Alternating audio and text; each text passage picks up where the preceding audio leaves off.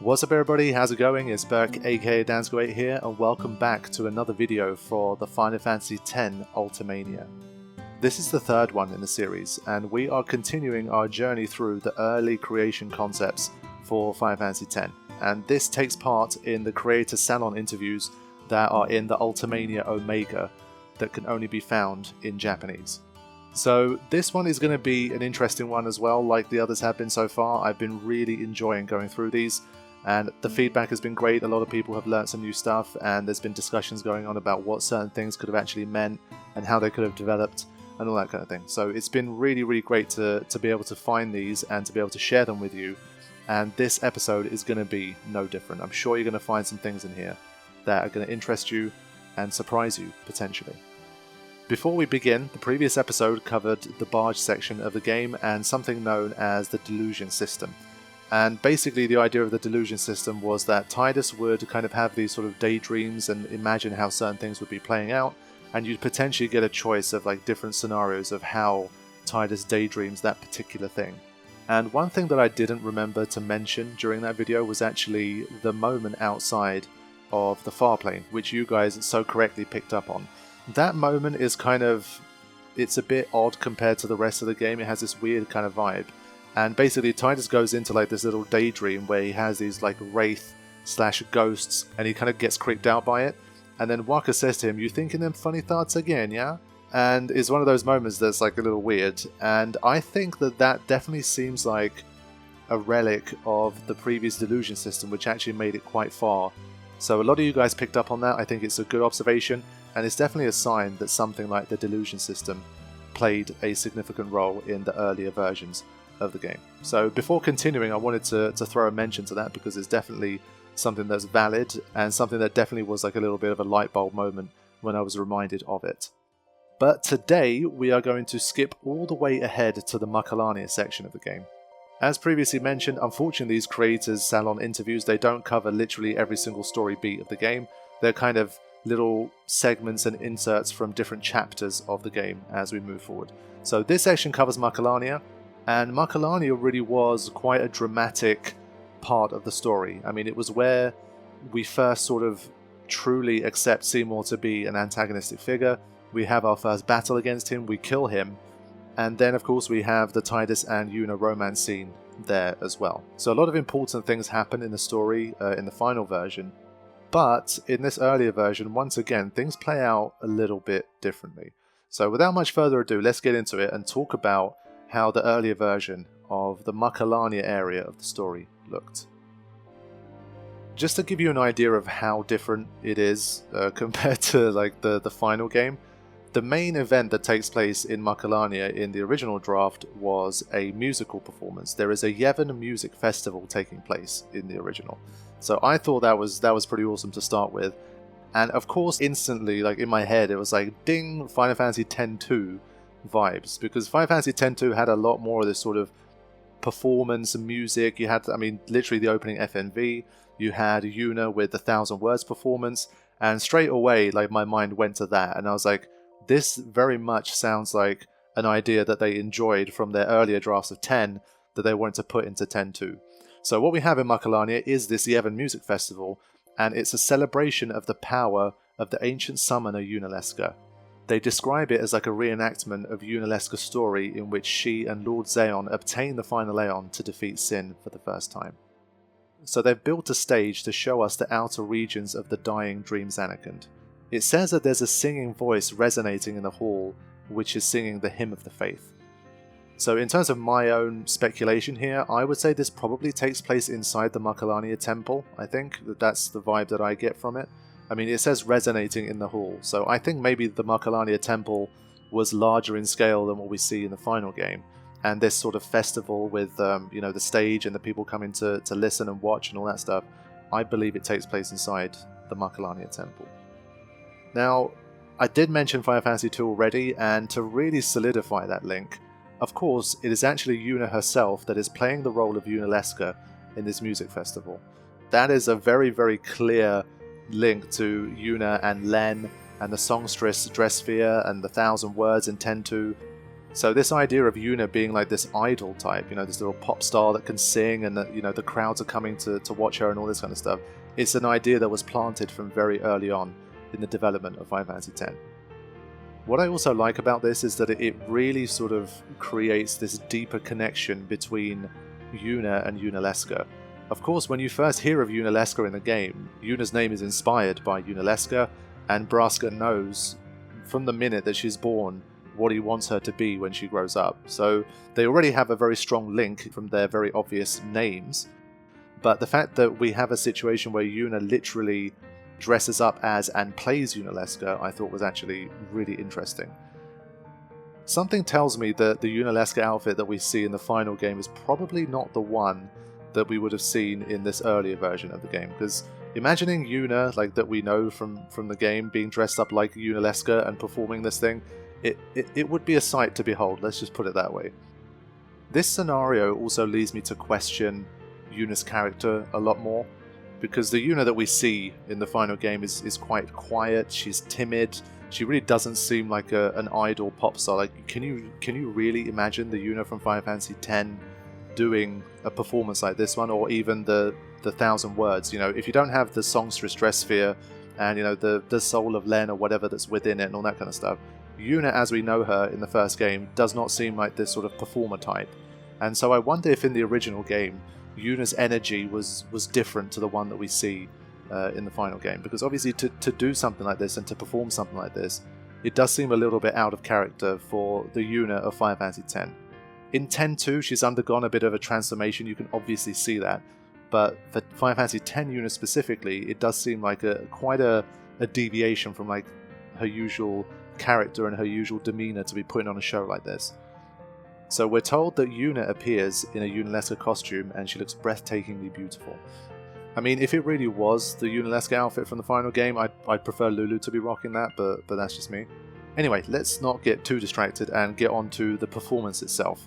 So it's a little difficult to follow, once again with the translations and all that kind of stuff. We've done our best, me and Dawn, who's been helping me to translate the Ultimania content, we've done our best to come up with something that sounds coherent and contextual to the Final Fantasy X world. There were a few little things that we disagreed on here, but I think, like, all in all, the interpretations that we have of what we've seen so far should paint a sufficiently vivid picture of what's happening in these scenes.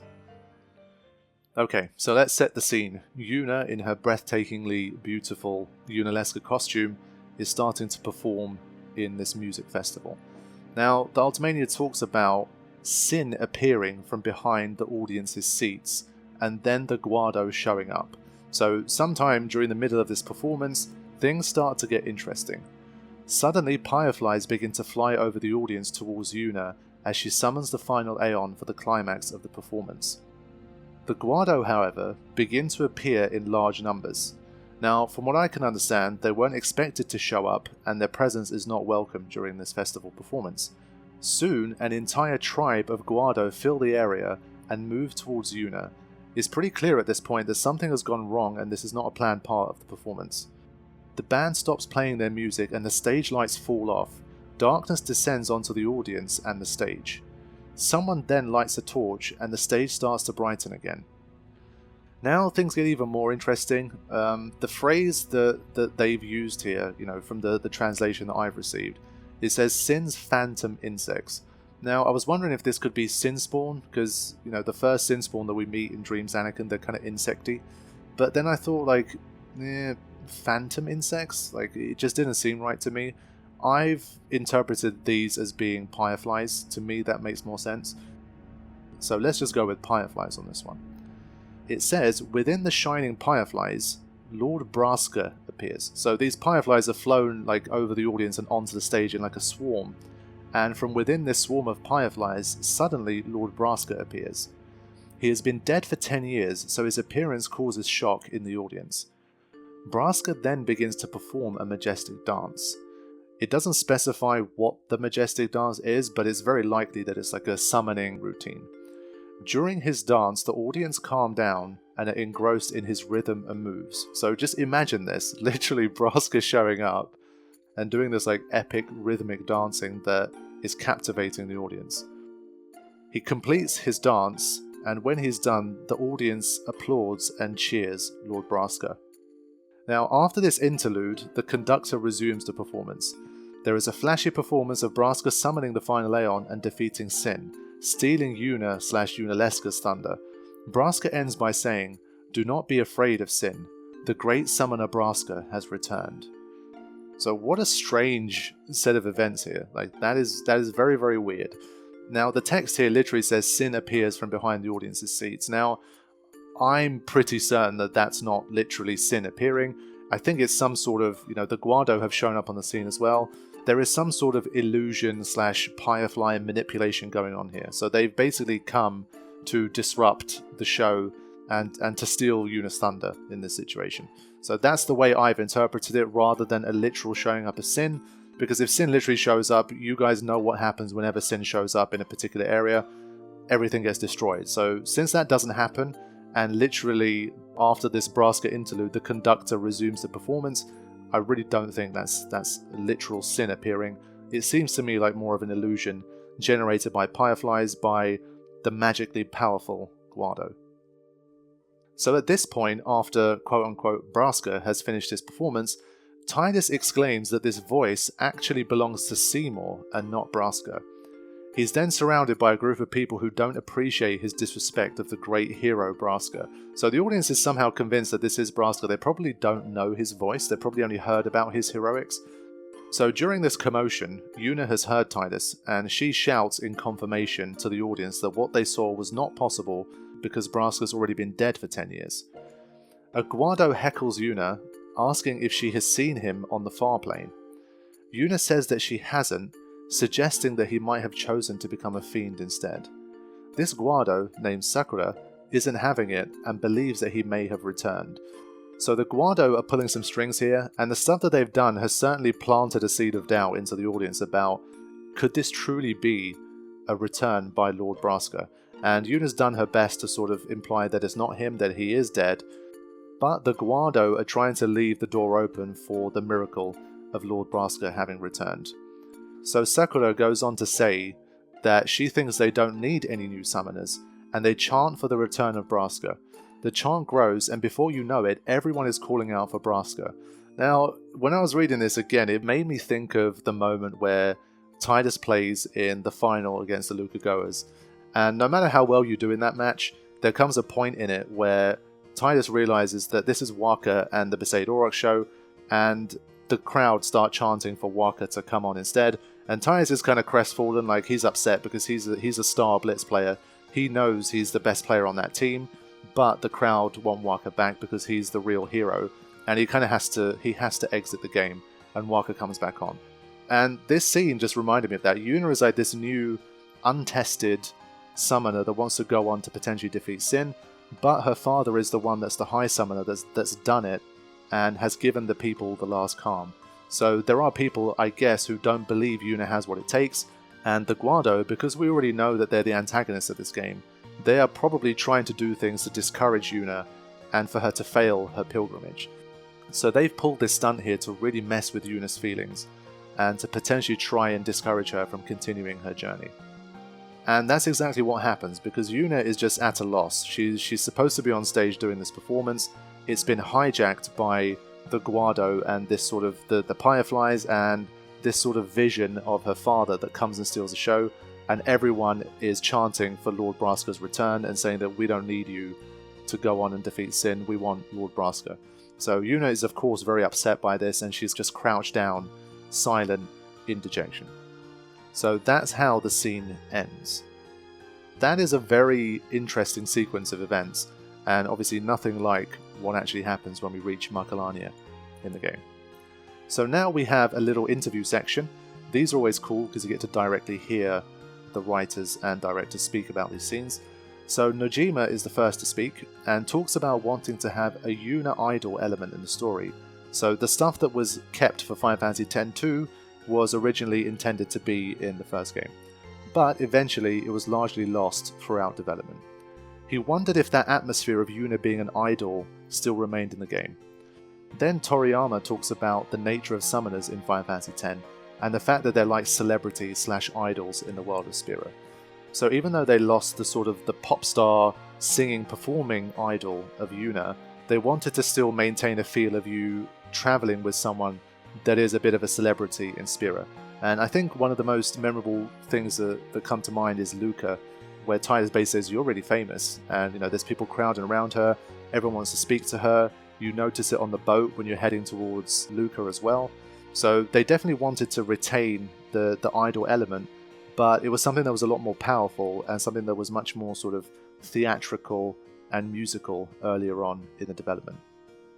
Watanabe adds that everywhere she goes, Yuna has a chemistry with and captures the imagination of the people. And that's something that we definitely see in the final game. Like I say, not to as strong an extent as they probably imagined at the start, but it's definitely still there. Then Kitase jabs at Nojima and says that Nojima loves to write idol/star characters. Soldier in Final Fantasy VII was a little bit like that, he remarks. Of course, another thing to quickly add is that, yes, they do love an idol, because even though they took that away from Yuna to an extent, like she's famous for being the daughter of Braska and a celebrity, she doesn't really engage in celebrity activities, it's just more who she is that makes her famous. But we have Titus, who is a big celebrity in his Dreams Anakin, and literally right at the start of the game you get to experience a very short stint of him being this sort of celebrity and idolized figure in Dreams Anakin. So you can definitely see elements of this whole idol thing is something that they seem to enjoy doing creatively in these Final Fantasy games. Nojima said that he wanted to have singing and dancing in many situations, but then as the interview goes on they talk about how by the end of the story things became a lot more serious, and the theme and the tone of the story was one in which they found it harder and harder to include these kinds of dramatic, musical, dancing sort of productions in the narrative. The final fun bit from this little segment of interview is that Kitase mentions the Micah and Seymour arrival scene in Luca. He says that the musicians that appear in that scene were originally designed for the festival in Macalania, and of course we also get to see in the final game that those three do appear in the Makalania temple to celebrate the potential wedding between Seymour and Yuna. This led me to further think that potentially the whole festival performance thing might have been replaced later on by the wedding between Seymour and Yuna, because once again that's something that takes advantage of Yuna's idol status. She uses her power and fame as a summoner to help try and unite the people by marrying Seymour, and this results in like a really large scale event in which she's like dressed up and front and center for the world to see. So that's just an interpretation I have. They definitely wanted to have more singing and dancing originally in the story. So that, my friends, is the first part of the Makalania story, but there is more to come. In the main game, of course, we visit Makalania, then some story things happen, and then once we defeat Seymour Natus, then we return to Makalania again before we get to the Calmlands, and we have the Makalania spring romance scene between Titus and Yuna. So this is what we're going to talk about next. Once again, the Ultimania will tell us the original vision for this scene and how it could have played out, and then we'll have some interview comments from the writers. It starts off by telling us that you can see an opening among the trees in the forest. Titus tries to go towards it, but he gets his feet caught on some twigs/undergrowth and is frustrated. He sees Kimahri then blocking his path, with a gesture that implies to him that he shouldn't proceed. He ends up convincing Kimahri, who lets him through. Now, if you thought that the laughing scene was cringe, this is the translation of what's going to happen next. Titus sees Yuna. She gets up from where she was seated, but she hasn't seen him yet. Titus looks up at the sky and yells loudly. Yuna stands up, startled in surprise, as Titus's voice echoes through the forest. Yuna finds the echo amusing and smiles at Titus, but as she approaches Titus, her smile fades. She looks away, unable to hold back the tears. So the second part of this is looking a lot more like the original, what happens in the story. By that stage they're already in the spring and they've had this conversation, all this kind of stuff. But in the original it has a bit more of a comical start where Titus tries to be funny by startling Yuna by yelling into the forest and kind of getting her attention with the echoing, which I thought was weird. But that's how they've described it in this early version. So Yuna looks away from Titus, unable to hold back the tears. It's an emotional moment. This stuff all seems pretty familiar. But something pretty funny is going to happen next. So before I talk about it, just remember the fact that the Macalania spring scene between Tidus and Yuna is very central to the story. I mean, at its core, Final Fantasy X is a story about love, and the love between, two romantic lovers, and also the love between friends and that kind of thing. And that love is the thing that drives the narrative to a large extent, I think. Now, what happens next is kind of funny. So let's talk about this. In this earlier version of the scene, Yuna places her hand on Tidus' chest, and depending on your affection, she may decide to go to Kimahri for solace instead of the romance scene with Tidus. So, I mean, this event can play out in two different ways, which really blew my mind when I read it. I just thought, surely that could not have been possible. I mean, Tidus, falling in love with Yuna and the love that they end up developing for each other, that bond is one of the main catalysts for Tidus saying there's absolutely no way I'm going to let Yuna die here, and we have to find another way to defeat Sin and to save the world. So we're looking at a Final Fantasy X where that scene potentially does not happen. So let's talk about it a little bit more.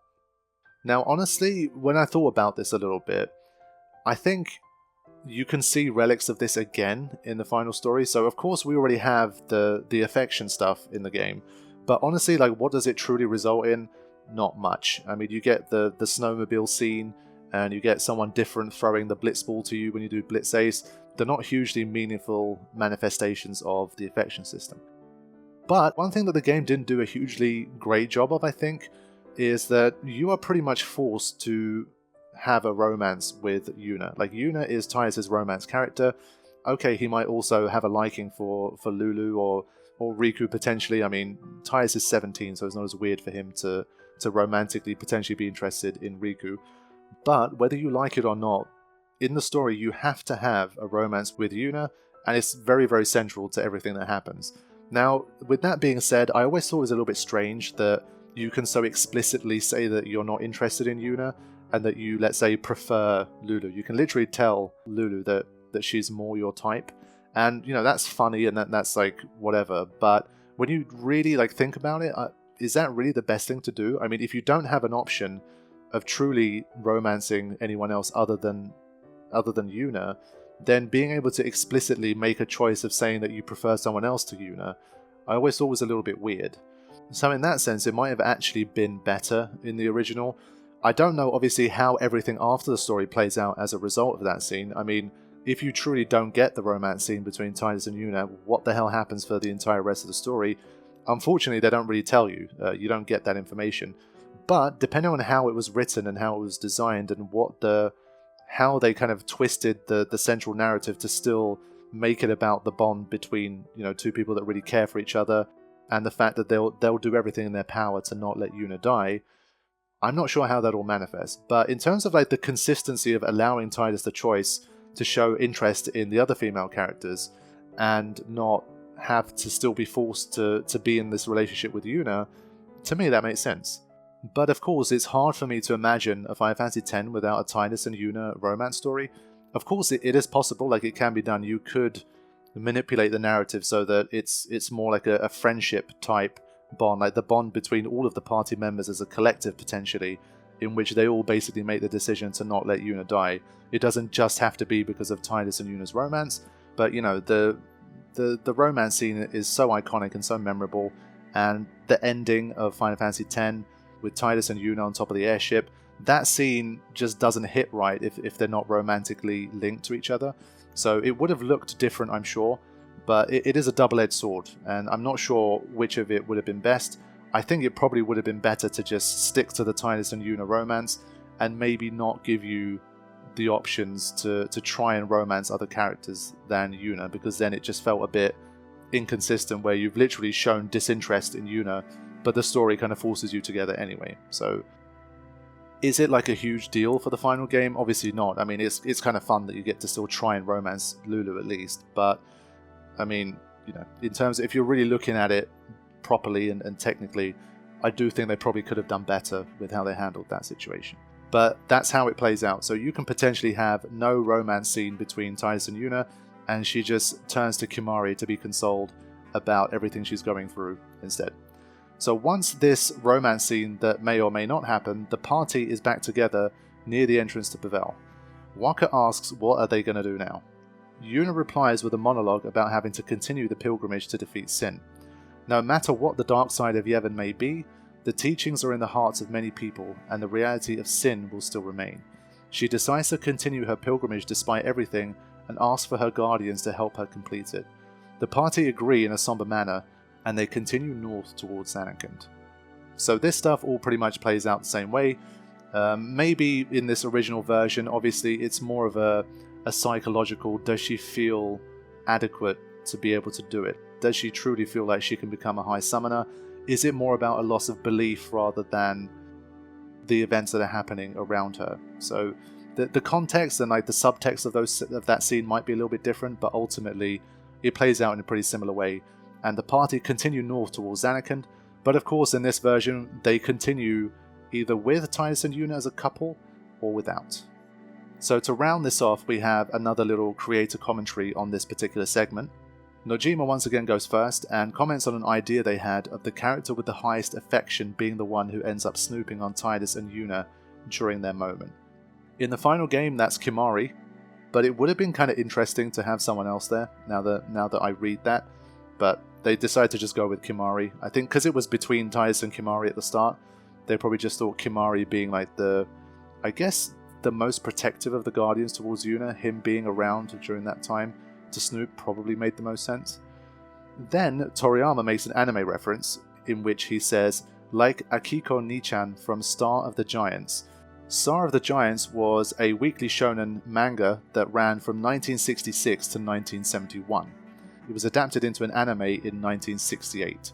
I looked at the reviews, the reviews aren't that particularly great, but it's, I guess if you ever wanted to watch an anime that was watched by Toriyama, then it might be something interesting. The story is about Hyuma Hoshi, a promising young baseball pitcher who dreams of becoming a top star like his father in the professional Japanese league. So that's the story of Star of the Giants. So he references a character that does a bit of snooping from that particular anime. Nojima says that he has seen that one and that it influenced some lines in the story.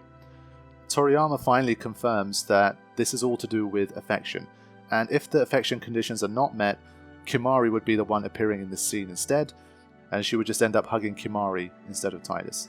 So again, the fact that Kimahri is the one who ends up seeing them at the spring and snooping on them, I definitely think is a relic of this version of events.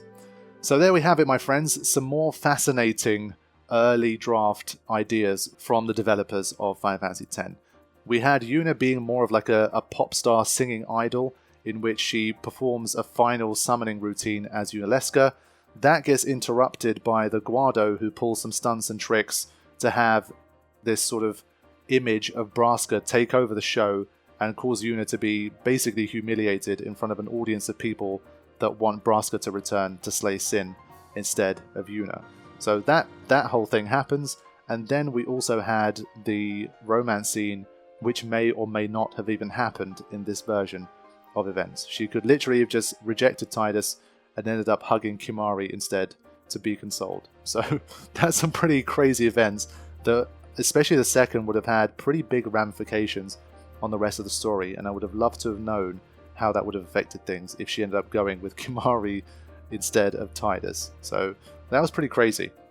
This means that we have almost reached the end of our time with the early script analysis from the Ultimania. There is only one segment left to do. It is likely to be a shorter video, but it is going to cover one of the most interesting parts of the game, which is the Yunalesca battle in Zanarkand.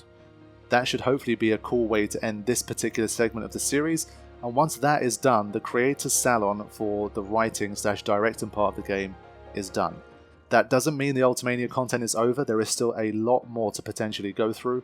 I have some translations of some particular sections that interest me already, so just stay tuned, just subscribe and stay notified for more about the Ultimania, and I will hopefully see you guys for the next video in which we will be battling Yunalesca in Zanarkand.